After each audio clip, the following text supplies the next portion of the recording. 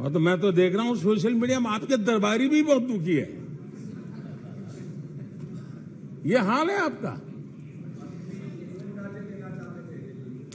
और अध्यक्ष जी देखिए, मजा है इस डिबेट का कि फील्डिंग विपक्ष ने ऑर्गेनाइज की, लेकिन चौके छक्के यहीं से लगे।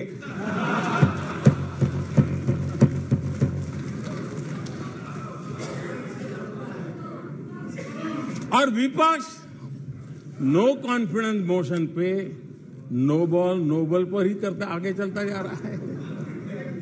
इधर से सेंचुरी हो रही है, उधर से नो बॉल हो रहे हैं।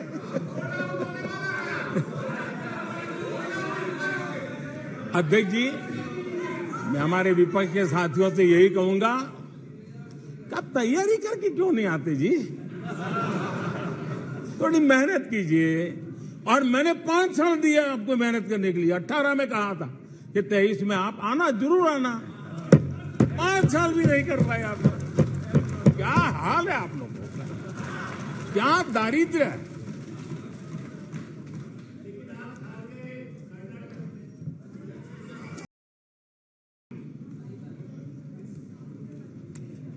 और विपक्ष के रवैये पर भी मैं कहूंगा, जिनके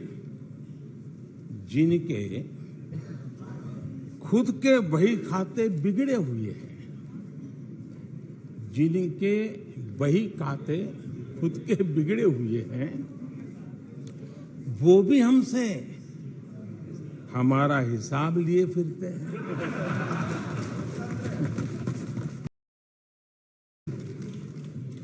माननीय अध्यक्ष जी, इस अविश्वास प्रस्ताव में कुछ चीजें तो ऐसी विचित्र नजर आई जो न पहले कभी सुना है, न देखा है, न कभी कल्पना की है। सबसे बड़े विपक्षी दल के नेता को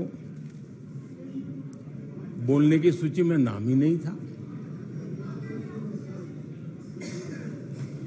और पिछले उदाहरण देखिए आप। 1999 में वाजपेयी सरकार के खिलाफ अविश्वास प्रस्ताव आया। शरद पवार साहब उस समय नेतृत्व कर रहे थे, उन्होंने डिबेट का नेतृत्व किया। 2003 में अटल जी की सरकार थी, सोनिया जी विपक्ष की नेता थी, उन्होंने लीड ली, उन्होंने विस्तार से अविश्वास प्रस्ताव रखा। 2018 में खड़गे जी थे विपक्ष के नेता, उन्होंने प्रोमिनेंटली विषय को आगे बढ़ाया। लेकिन इस बार अधीर बाबू को क्या हाल हो गया, उनकी पार्टी ने उन्हें बोलने का मौका नहीं दिया। ये तो कल अमित भाई ने बहुत जिम्मेवारी के साथ कहा कि भाई अच्छा नहीं लग रहा है, और आपकी उदारता थी कि उनका समय समाप्त हो गया था, तो भी आपने उनको आज मौका दिया। लेकिन गुड़ का गोबर कैसे करना, उसमें ये माहिर है।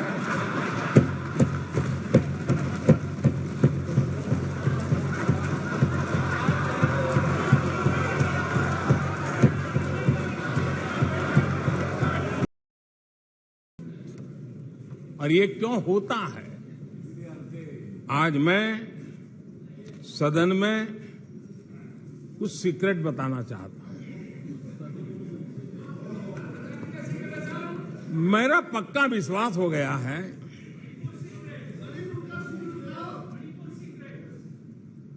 कि विपक्ष के लोगों को एक सीक्रेट वरदान मिला हुआ है। हाँ,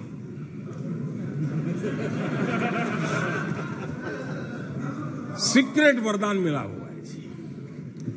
और वरदान ये कि ये लोग जिसका बुरा चाहेंगे उसका भलाई ही होगा।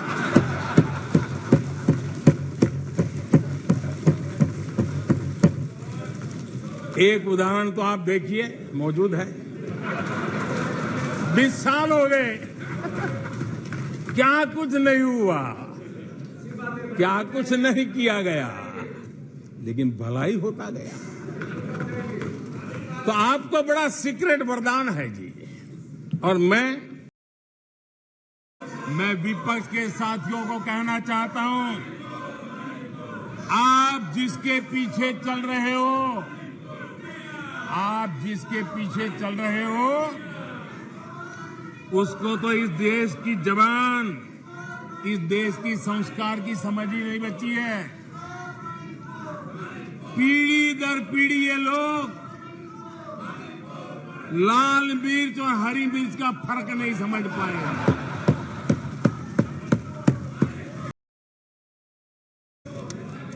मैं कांग्रेस की मुसीबत समझता हूं।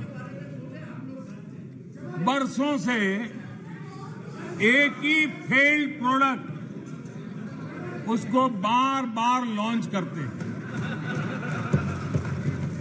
हर बार लॉन्चिंग फेल हो जाती है और अब उसका नतीजा ये हुआ है, मतदाताओं के प्रति उनकी नफरत भी 7वें आसमान पर पहुंच गई है। उनका लॉन्चिंग फेल होता है, नफरत जनता पे करते हैं। लेकिन पीआर वाले प्रचार क्या करते हैं? मोहब्बत की दुकान का प्रचार करते हैं, इकोसिस्टम लग पड़ती है। इसलिए देश की जनता भी कह रही है, ये है लूट की दुकान।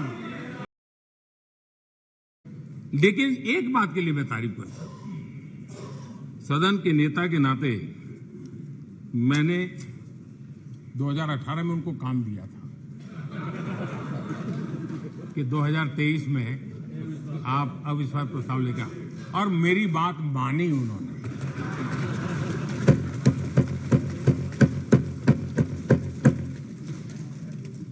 लेकिन मुझे दुख इस बात का है कि 18 के बाद 23 में 5 साल मिले, थोड़ा अच्छा करते, अच्छे ढंग से करते, लेकिन तैयारी बिल्कुल नहीं थी, कोई इनोवेशन नहीं था, कोई क्रिएटिविटी नहीं थी, न मुद्दे खोज पा रहे थे।